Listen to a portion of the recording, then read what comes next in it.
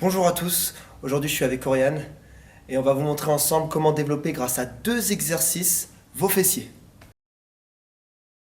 Alors le premier exercice qu'on va voir c'est les extensions de bassin ou hip thrust en anglais.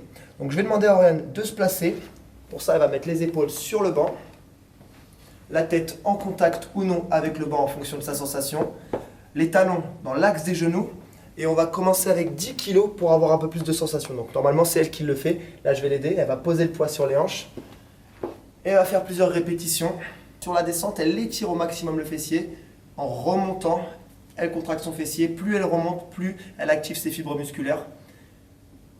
Ok, super, reste en haut. Lorsqu'elle est en haut, pour éviter une trop grosse lordose, donc une trop grosse cambrure au niveau des lombaires, elle va chercher à rentrer son nombril pour stabiliser le bassin. Donc lorsqu'elle est en haut, elles ne font pas forcément un pont, on a à peu près les cuisses parallèles au sol, mais elles contractent vraiment volontairement ses fessiers pour avoir le maximum de résultats. Sur ce genre d'exercice, je vous conseille d'utiliser des charges plus légères que sur les gros mouvements, comme le squat, les fentes.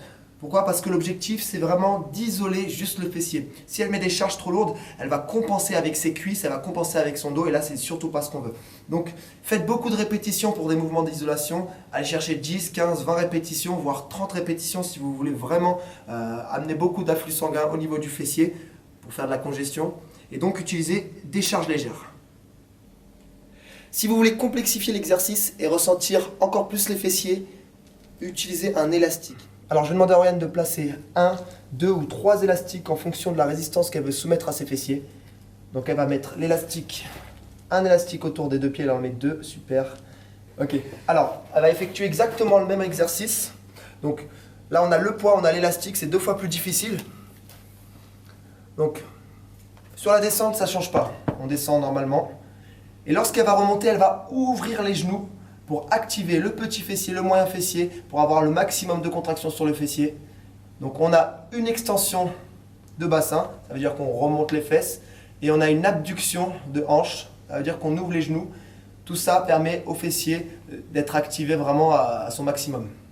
Et si vous n'avez pas de banc, si vous n'avez pas d'élastique, si vous n'avez pas d'haltère, pas de panique, vous pouvez effectuer cet exercice au sol. Vous aurez peut-être un peu moins d'amplitude, mais c'est mieux que rien.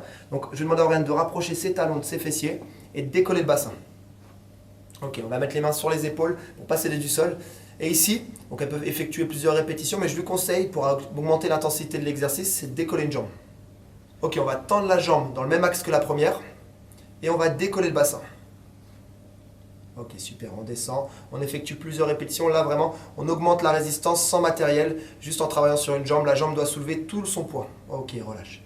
Donc vous pouvez faire plusieurs répétitions sur une jambe, vous pouvez bloquer pour augmenter l'intensité, ce sera peut-être moins efficace qu'en utilisant des charges ou un élastique, mais c'est déjà mieux que rien.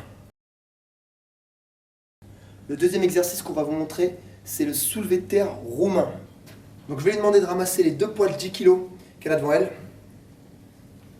et d'effectuer quelques répétitions.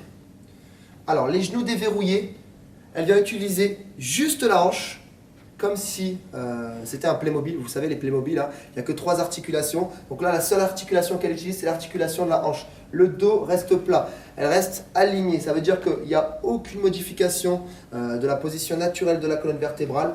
Elle descend juste avec la hanche, les genoux déverrouillés pour ne pas mettre trop de tension dans les ischio-jambiers. Les ischio-jambiers juste à l'arrière de la jambe.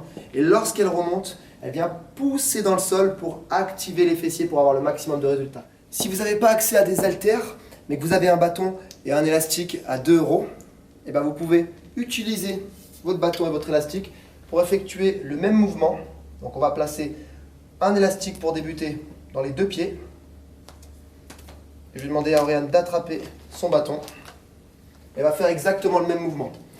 Plus vous allez mettre de résistance, plus vous allez mettre d'élastique, plus vous allez augmenter la tension dans les fessiers et sur l'arrière de la cuisse. Plus on monte, plus l'élastique se tend, plus il y a de résistance et plus il y a de contraction sur le fessier. Gardez à l'esprit que ces 2 exercices vous permettront d'optimiser vos résultats sur vos fessiers à condition que vous ayez déjà travaillé avec des exercices plus lourds comme le squat, comme le soulevé de terre, comme les presses à cuisse, comme les fentes, et donc à faire en fin de séance après que vous ayez déjà pré-fatigué vos fessiers. Si vous avez aimé la vidéo, partagez-la. Si vous pensez qu'elle peut aider d'autres personnes à progresser, partagez, likez, et nous on se dit à bientôt.